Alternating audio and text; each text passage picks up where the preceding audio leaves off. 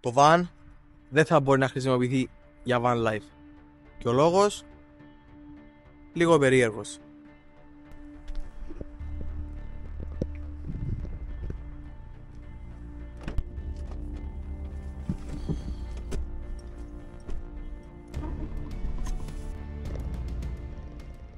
Ο λόγος που δεν θα μπορεί να χρησιμοποιηθεί για van life είναι σχετικά με κάποια θέματα της κυβέρνησης.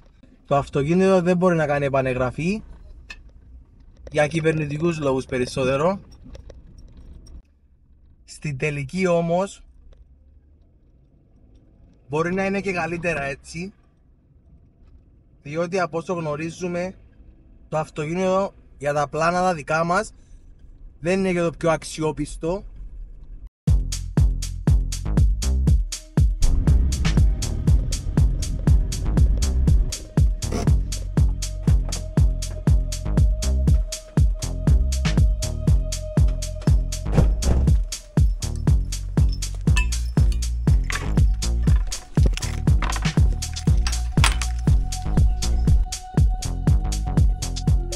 Οπότε εμείς πρέπει να βρούμε έναν τρόπο να αξιοποιήσουμε το van.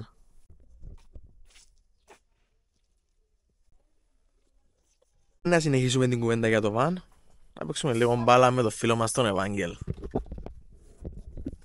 Άντε ρε Ευάγγελ, φέρ' την μπάλα.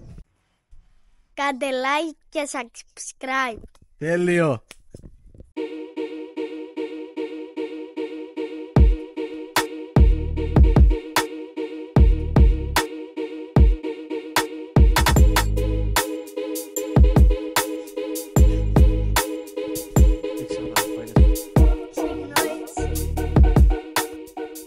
Έλα, πες το βίντεο τι να κάνουμε τώρα. Barbecue. Τώρα να κάνω καφέ να πιω.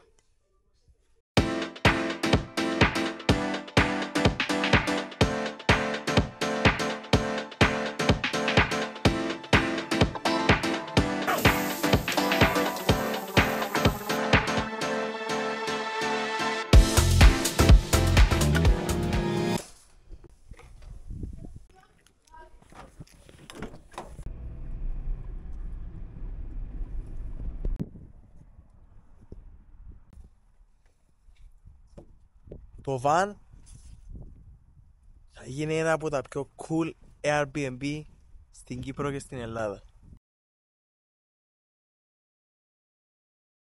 Και θα σας δείξουμε την πορεία του ακριβώς με μια σειρά επεισοδίων. Ακριβώς όπως η σειρά επεισοδίων που σας δείξαμε για τη μεταμόρφωση του van.